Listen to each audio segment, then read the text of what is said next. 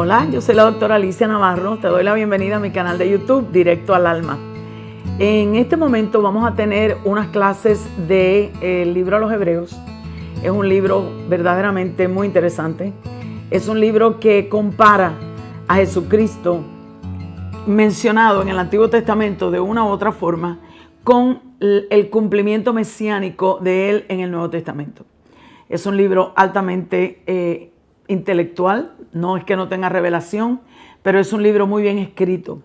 Entonces voy a leerlo, poco a poco lo voy a leer.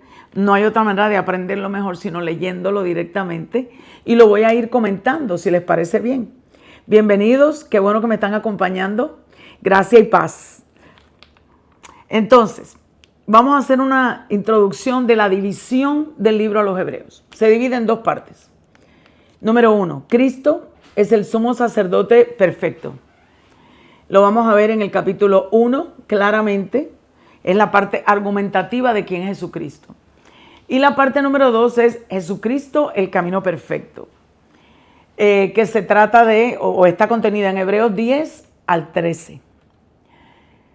¿Cuál es el propósito de la carta a los Hebreos? El propósito es una comparación entre el cristianismo y el judaísmo. Ya con eso sabemos que tiene que ser una persona el que lo escribe, que tiene conocimiento de ambos de manera profunda. Su cometido es demostrar, tiene que demostrar la superioridad del cristianismo. Porque antes, cuando comenzó el cristianismo, se consideraba como una rama del mismo judaísmo. Entonces tiene que demostrar el autor que el cristianismo es superior. ¿Por qué? Porque Jesucristo, el Mesías mencionado en el Antiguo Testamento, es el cumplimiento del cometido mesiánico de Dios en Jesucristo. Entonces, parecía que la iglesia en este momento estaba como decaída en la fe. Estaba como un poco desorientada, un poco desubicada. Se había como enfriado el amor de la iglesia, que está pasando hoy en día, en mi opinión. El desarrollo espiritual se había paralizado.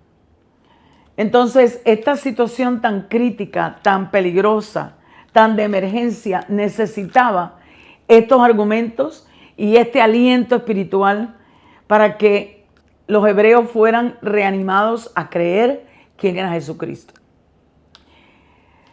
Esta dicotomía de que el conocimiento y el intelecto es contrario a la revelación es una dicotomía falsa.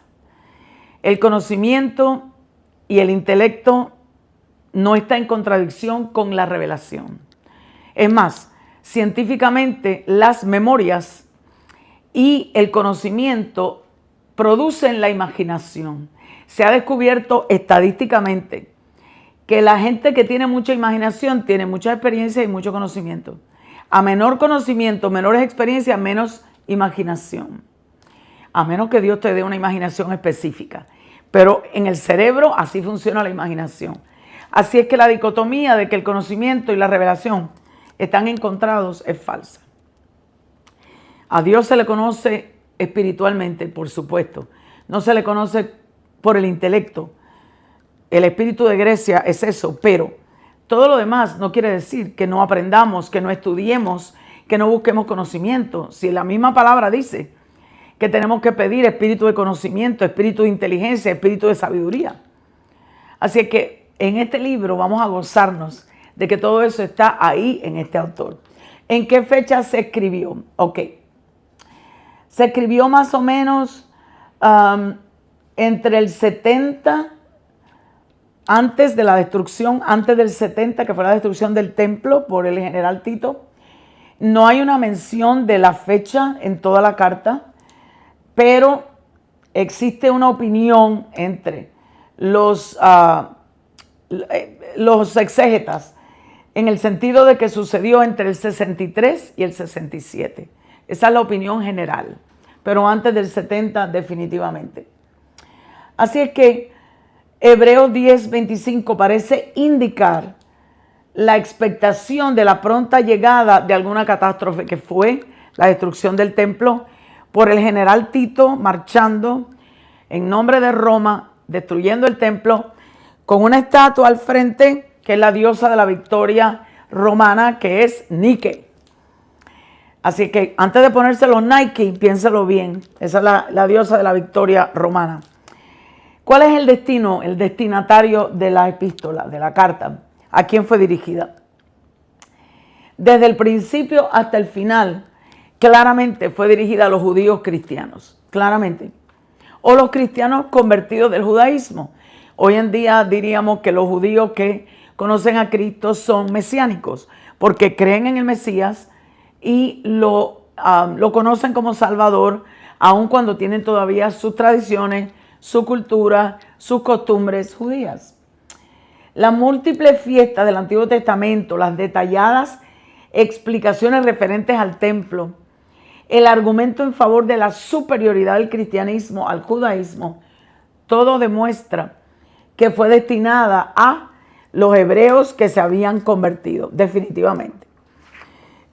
Personas que tenían una íntima familiaridad con el Antiguo Testamento, con las Escrituras, conocían, pero no tenían todo quizás los hechos de Jesucristo. No tenían los hechos históricos, espirituales de la persona de Jesucristo. Sobre el escritor, bueno, aquí hay un debate teológico que ha estado en el aire por muchos siglos. Martín Lutero creía, al igual que yo, con mucha humildad lo digo, que lo escribió Apolos. No es el estilo literario de Pablo, lo siento mucho por los que piensan eso. No es el estilo literario, no es en la salutación, no es en la despedida, no es en la estructura literaria del libro. No es Pablo escribiendo. Uno pone una carta de Pablo y una carta, la carta de los Hebreos, completamente diferente la estructura. Hay muchos que dicen que es Pablo, incluyendo mi pastor, pues gloria a Dios, aleluya, pero no es mi opinión. Entonces, no solamente Lutero lo creía, lo creían muchos que había sido Apolo. Lo creían, por ejemplo, pensaban que a lo mejor había sido Barnabás, que había sido Lucas, que había sido Clemente de Alejandría, Silvano y otros. Lucas no lo pudo haber escrito porque Lucas no tenía el conocimiento del judaísmo como tiene el autor, que lo maneja excelentemente bien. Los que dicen que fue Pablo, el autor, dicen que el testimonio de los tempranos escritores griegos dicen eso. La similitud entre las enseñanzas doctrinales de las epístolas y las de Pablo en otras cartas suyas, solamente el contenido teológico. La estructura mecánica que se asemeja, es decir, primero la discusión doctrinal y luego las exhortaciones. Pero de todas maneras, Apolo fue educado bajo las enseñanzas de Priscila y Aquila, así es que también recibían las enseñanzas de Pablo por ende. La referencia a Timoteo que hace en Hebreos 13:23, las oraciones a los lectores, al igual que hace Pablo, pero en contra de la paternidad paulina de esta carta, se mencionan los siguientes puntos. El nombre de Pablo no consta en toda la carta, mientras que en sus 13 epístolas se menciona el nombre del autor. El estilo literario no es el de Pablo. El griego es más clásico que el de sus cartas. Es un nivel intelectual mayor que Pablo, que eso ya es decir. El autor dice en Hebreos 2:3 que él había recibido la salud tan grande de segunda mano y no directamente del Señor, el salud. Mientras que Pablo afirma en Gálatas 1:11 y 12 que el evangelio que él predicaba lo había recibido directamente del Señor. La palabra salud en la versión antigua de Reina Valera de 1609, no sé si estoy correcta en la fecha, si no me estoy equivocando en la fecha, pero la palabra salud quiere decir salvación. Ahora cuando estudiamos interpretación bíblica y vemos traducciones más modernas, podemos ver que la palabra sanidad a veces se intercala y salud se intercala o es ahora salvación. ¿Cuál es el tema de Hebreos? La superioridad del cristianismo al judaísmo. Ese es el tema. ¿Cuál es el análisis de la carta? Y esto es una introducción lo que estoy dando. se presenta de la siguiente manera. Número 1, Cristo es el fundador del cristianismo, es superior a los iniciadores del judaísmo. Lo dice Hebreos 1:1 al 4:13. Y número 2, el sacerdocio de Cristo es superior al sacerdocio judío. Un sacerdocio ineficaz hasta que se hizo la orden de Melquisedec. Eso lo discute de Hebreos 4 al 14 al 10:18. Número 3, los privilegios y por ende las obligaciones del cristianismo son superiores a los del judaísmo. Esto lo dice en Hebreos 10:19 al 12:29. Y número 4, una conclusión práctica que es superior, Hebreos 13. Jesucristo lo dijo claramente. Mayor que Moisés está aquí, Jesucristo. Mayor que Abraham, Jesucristo. Mayor que el templo, Jesucristo. Todo está cumplido en Cristo. Todas las fiestas, todas las costumbres, todas las profecías. Más de 300 profecías mesiánicas son cumplidas en Cristo. Uno puede decir, bueno, pero quizás se puede manipular eso para que ocurra así. No las del nacimiento. Cuando Él nació, ¿quién iba a manipular qué profecía? Entonces, las profecías son cumplidas completamente en Jesucristo. No podemos aceptar a Cristo de acuerdo a lo que nosotros decidamos. Jesucristo no dijo ser solamente un profeta. Jesucristo no dijo ser solamente un maestro. Jesucristo dijo ser Dios. Así que cuando uno le recibe, tiene que recibirlo por lo que Él dijo que era, no por lo que nosotros pensemos que era. Entonces, creer de otra forma es creer contrario a lo que Él dijo. Él es superior a todo lo que se dice en el Antiguo Testamento en sacerdocio y en que Él es el Mesías. Entonces, creer de otra manera es creer otro tipo de creencia. ¿Qué cosa es importante? Por ejemplo, hay 7 contrastes muy importantes en Hebreos, en la carta a los Hebreos. Se compara a Jesús con los ángeles, lo vamos a ver. Se compara a Jesús con Moisés. Se compara el sacerdocio de Melquisedec y el sacerdocio levítico, y ahí tengo mucho que decir. Se compara el Nuevo y el Antiguo Testamento. Se compara el tabernáculo celestial con el tabernáculo de Moisés. Se compara el sacrificio de Jesús con los sacrificios levíticos.